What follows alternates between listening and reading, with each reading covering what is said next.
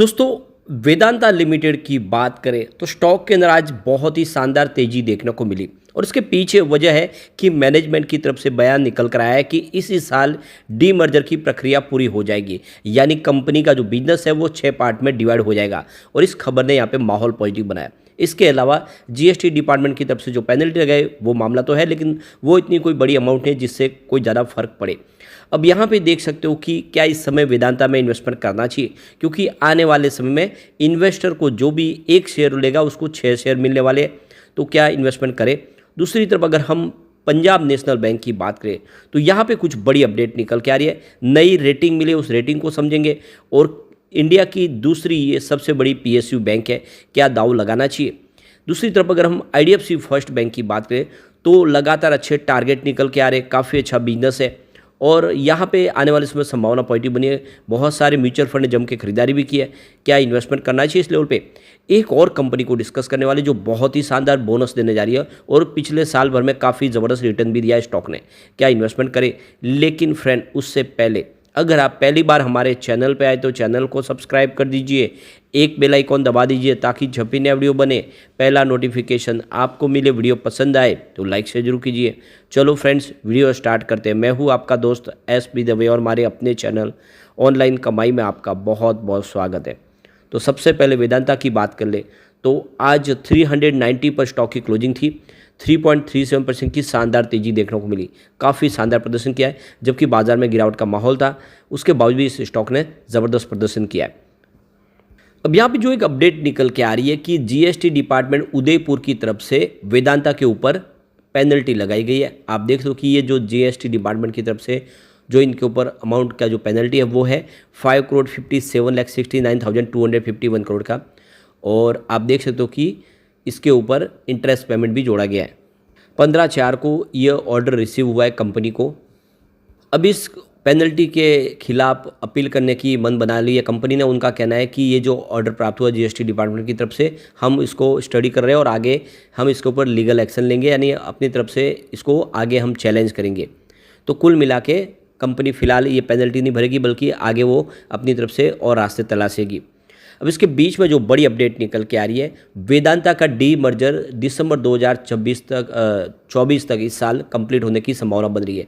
तो आप पता ही होगा आपको कि 6 अलग अलग कंपनियां बनने जा रही है वेदांता की। 29 सितंबर को ही इसकी घोषणा हुई थी, जिसमें आप देखें तो जो कंपनियां हैं Vedanta aluminium, Vedanta oil and gas, Vedanta power, Vedanta steel and ferrous metals, इसके अलावा Vedanta base materials and Vedanta limited, ये 6 अलग अलग कंपनियां हो जाएगी। तो जिस तरह अलग अलग इनका मेटल का और माइनिंग का बिजनेस है उसको अलग अलग भाग में डिवाइड कर दिया जाएगा।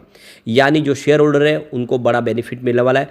एक शेयर के बदले उनके 5 शेयर उनको बोनस के रूप में मिल जाएंगे, 6 शेयर हो जाएंगे और फिर वो अपनी परफॉर्मेंस से आगे बढ़ते हुए दिखाई देंगे। यानी आप कह सकते हैं कि एक शेयर के ऊपर 5 शेयर फ्री मिलने वाले हैं और डेट हमारे सामने आ चुके हैं। इसी साल दिसंबर तक ये डीमर्जर की प्रक्रिया पूरी होती हुई दिखाई देगी। तो चेयरमैन अनिल अग्रवाल की तरफ से बयान दिया गया है कि दिसंबर 2024 तक हम डीमर्जर की प्रक्रिया को पूरा करेंगे। अनिल अग्रवाल का कहना है कि हमारा जो टारगेट है कि $3 बिलियन तक का बाजार में उसको हमारे कारोबार को उस तक लेके जाना है और उसके माध्यम से जो हमारा एबिटेडा मार्जिन है उसको $7.5 बिलियन तक पहुंचाना आने वाले 2 सालों में। तो एक बड़ा सपना देखा है। वैसे पिछले दिनों देख लो कि फिच रेटिंग की जो सबसे कंपनियां क्रेडिट साइट्स, उन्होंने इसके ऊपर चिंता व्यक्त की कि किस तरह से जो कर्ज है उसको बांटा जाएगा 6 कंपनियों में। तो कोई कंपनी प्रॉफिट में है, किस में ज़्यादा लॉस है, उसको किस तरह से सेट किया जाएगा। इसमें थोड़ा अभी आगे जाके और प्रॉब्लम आ सकती है, लेकिन कंपनी का कहना है कि ये सारे निपटारे हो जाएंगे और जल्दी डीमर्जर की प्रक्रिया को पूरा किया जाएगा और आने वाले समय वेदांता अच्छा रिटर्न आपको दे सकता है। अगर आप लॉन्ग टर्म इन्वेस्टर तो ये अच्छा मौका है कि आप इस समय खरीदारी कर लें डीमर्जर के पहले। अब चलते हैं हम पीएनबी की तरफ। तो 130 पर आज क्लोजिंग थी, 1.24% की तेजी देखने को मिली। तो काफ़ी अच्छा प्रदर्शन किया स्टॉक ने, गिरते बाजार में भी ये शानदार प्रदर्शन करने में कामयाब रहा है। अब यहाँ पे पीएनबी ने एक्सचेंज को जानकारी दी है कि 16/4/2024 को उनको फिच रेटिंग की तरफ से उनके लोन के ऊपर रेटिंग मिले। तो सर लॉन्ग टर्म जो डिफ़ॉल्ट रेटिंग है अगर आप देखें लोन की तो BBB- है और जो आउटलुक है वो स्टेबल रखा गया है। इसके अलावा देखें तो बैंक्स विएबिलिटी रेटिंग यानी वीआर रेटिंग B+ है और गवर्नमेंट सपोर्ट रेटिंग देखे GSR वो BBB- की है। ओवरऑल देखें तो रेटिंग ठीक है। अब यहाँ पे मार्च के हमारे सामने म्यूचुअल फंड की होल्डिंग भी आ चुकी है। यहाँ पे सरकार की होल्डिंग 73.15% के आसपास है। तो 75% की अपर लिमिट होती है। तो अब यहाँ पे कोई OFS लाने की संभावना भी नहीं है, कोई भी गिरवी शेयर नहीं है, सारे के सारे शेयर सरकार के पास ही है। यहाँ पे FI ने काफ़ी ज़बरदस्त निवेश किया है। सितंबर में 2.65% की होल्डिंग थी, जो दिसंबर बढ़ के 3.10% हो गई और मार्च आते ही ये 4.85% हो चुकी है। यानी FI इस स्टॉक में काफ़ी शानदार निवेश करे, लगातार हर क्वार्टर में अपनी होल्डिंग को बढ़ा रहे हैं। लेकिन DI की तरफ से इन्वेस्टमेंट कम हुआ है। 13.77% की होल्डिंग थी सितंबर में, जो दिसंबर में घट के 13.70% आ गई और मार्च में ये 12.33% हो गई है। तो यहाँ पे DI की होल्डिंग कुछ कम हुई है, लेकिन अभी भी बहुत अच्छा निवेश है बड़े फंड हाउस का। म्यूचुअल फंड की बात करें, उनकी होल्डिंग भी आपको कुछ कम होती हुई दिखाई देगी। 4.85% की होल्डिंग थी सितंबर में, जो दिसंबर में घट के 4.81% हुई और मार्च में 3.43% हो गई। तो म्यूचुअल फंड ने भी कुछ निवेश कम किया है। जनरल पब्लिक की बात करूँ, उनकी होल्डिंग भी यहाँ पे कम होती हुई दिखाई देगी। 10.42% की होल्डिंग थी सितंबर में, दिसंबर में 10.04% हुई, फिलहाल 9.70% की होल्डिंग है। तो बड़े फंड हाउस से काफ़ी कम निवेश जनरल पब्लिक का है, और जनरल पब्लिक के पास इतने ज़्यादा शेयर नहीं है, 10% से भी कम निवेश है। बिल्कुल इसमें इन्वेस्टमेंट करना चाहिए। PNB बहुत मजबूत कंपनी है, आने वाले इसमें ये आपको ज़बरदस्त रिटर्न देने की इसमें ताकत रखता है। SBI के बाद एक दूसरा PSU बैंक है जिसमें आपको दाव लगाना चाहिए, मजबूत और काफ़ी शानदार बिजनेस है। अब तीसरा जो हमारा स्टॉक है वो है IDFC फर्स्ट बैंक। ये प्राइवेट सेक्टर की एक मजबूत बैंक है। 82.80 पर आज क्लोजिंग थी, 0.12% की तेजी के साथ इसने प्रदर्शन किया और स्टॉक इस लेवल पे काफ़ी मजबूत लग रहा है। इसी का जो 80 का सपोर्ट है काफ़ी अच्छा दिखाई दे रहा है। पिछले एक महीने में गिरावट के बाद में भी इसने 8% की शानदार तेजी दिखाई है, यानी स्टॉक ने अब दौड़ना शुरू किया है। अब इसकी परफॉर्मेंस देख दो, पिछले 5 साल में इसने 55% का पॉजिटिव रिटर्न दिया है। 3 ईयर के हिसाब से 54% का इसने पॉजिटिव रिटर्न दिया है।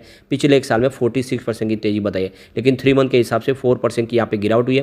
पिछले एक महीने में 6% की तेजी बनी है। कुल मिला के देख दो कि यहाँ से स्टॉक इस लेवल से दौड़ने को तैयार है। अब यहाँ पे प्रोग्रेसिव शेयर के आदित्य गगर ने यहाँ पे खरीदारी की सलाह दी है और उन्होंने स्टॉक को 6 से 9 महीने के लिए होल्ड करने के लिए कहा है। स्टॉक का जो टारगेट है वो 104 से 124 के आसपास देखने को मिल सकता है, यानी स्टॉक 124 तक जा सकता है। खरीदारी आपको करनी चाहिए। इसके अलावा देखें तो जेफरीज ने भी इसमें खरीदारी की सलाह दी है। उन्होंने इसका 100 का टारगेट दिया है।